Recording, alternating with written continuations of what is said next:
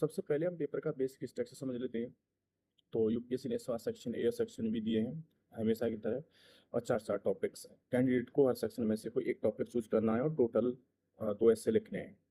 हर एस्से के लगभग 1000 से 1200 वर्ड्स, और प्रत्येक एस्से में 125 मार्क्स हैं, यानी टोटल मार्क्स 250। अब आते हैं एक्चुअल टॉपिक पर।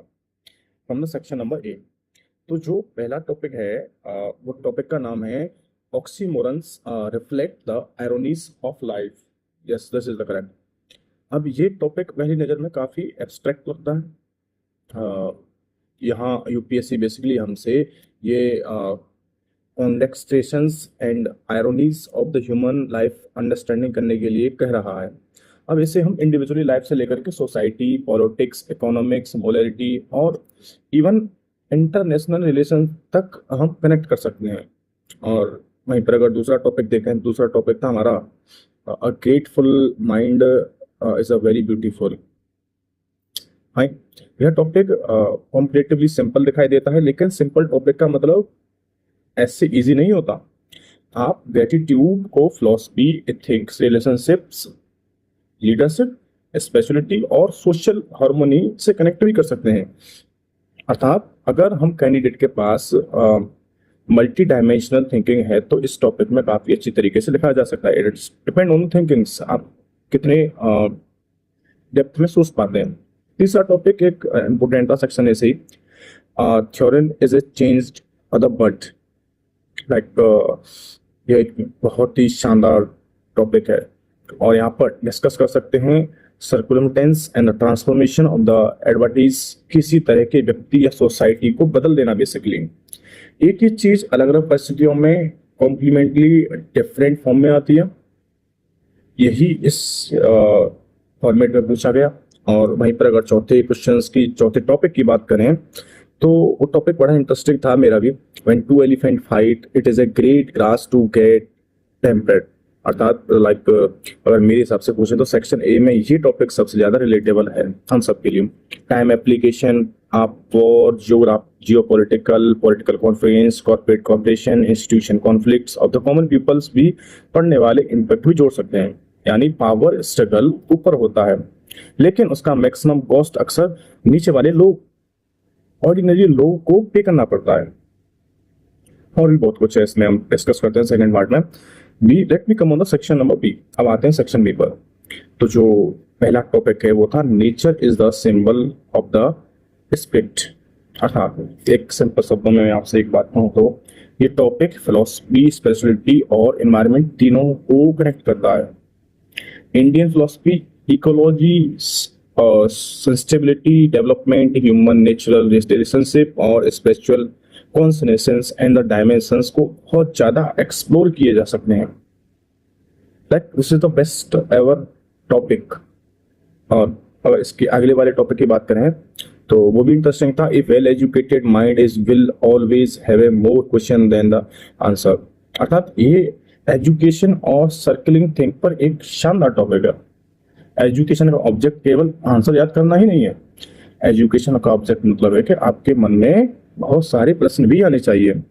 एक जेन्युइन एजुकेशन माइंड क्वेश्चन पूछता है, एक्सपेक्टेशन को चैलेंज करता है और एक नए पॉसिबिलिटीज को एक्सप्लोर करता है। सवाल पूछ के, क्वेश्चन पूछ के आप इसे scientific temperament, democracy, innovation, research और द क्रिटिकल थिंकिंग से भी कनेक्ट कर सकते हैं। और तीसरा टॉपिक है solving hard decisions is the last ethical course. I think this is the last topic. ये टॉपिक मुझे एथिक्स और गवर्नेंस के पर्सपेक्टिव से काफी इंपॉर्टेंट लगा। लाइक इसमें गवर्नेंस भी है और कुछ बहुत इंपॉर्टेंट टॉपिक्स भी हैं। पब्लिक एडमिनिस्ट्रेशन में कई बार डिसीजन लेना बहुत डिफिकल्ट भी होता है, लेकिन डिफरेंट डिसीजन को आइडेंटिफाई और रिस्पॉन्स करना एक डिसीजन है, और कई बार उसकी कॉस्ट सोसाइटी को पे भी करनी पड़ती है, भुगतान सोसाइटी करती है। इसलिए इसे leadership, accountability, crisis management, governance और एडमिनिस्ट्रेटिव एथिक्स से कनेक्ट भी किया जा सकता है। और फाइनली जो लास्ट टॉपिक है वो है a good leader is one of follow the followers.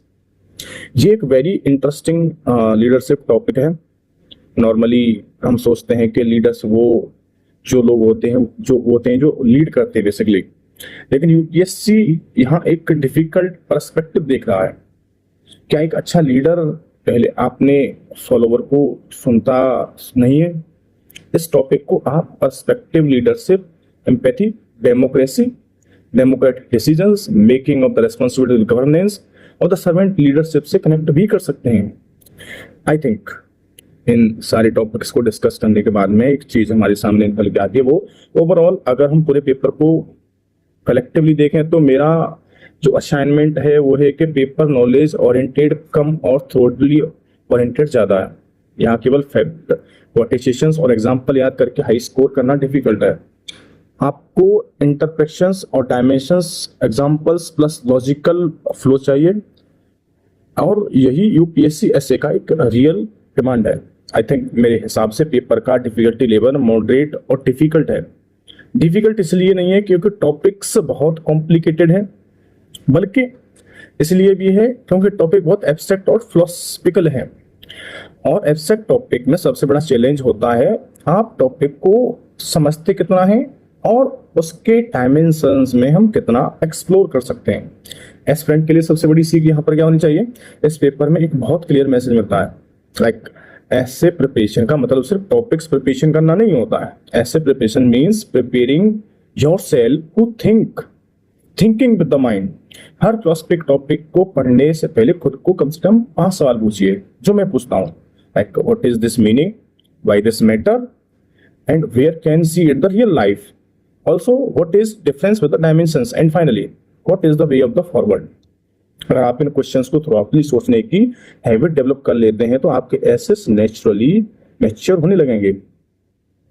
And मेरी तरफ से एक final message, overall I would say कि यूपीएससी सीएससी मेंस 2026 ऐसा paper was philosophical, abstract, balance and highly thoughtful, provoking. इस पेपर को एक बार फिर से प्रोवोक किया गया है। इसने प्रूव किया है कि UPSC is not a test of how much you know, it is just test how deep you think about what you know. और अगर आप यूपीएससी 2027 के लिए आगे प्रिपरेशन कर रहे हैं तो इस पेपर को सिर्फ पीवाईक्यू की तरह मत देखिए, इस पेपर को अपनी थिंकिंग प्रैक्टिस का एक फ्रेमवर्क बना लीजिए। Read more and thinking more, also the question at everything, because in UPSC knowledge is giving the content, but the thinking you give the marks. Thank you. Let me meet in the next video. और इसका second part भी हम will be soon लेकर के आते हैं आपके साथ में।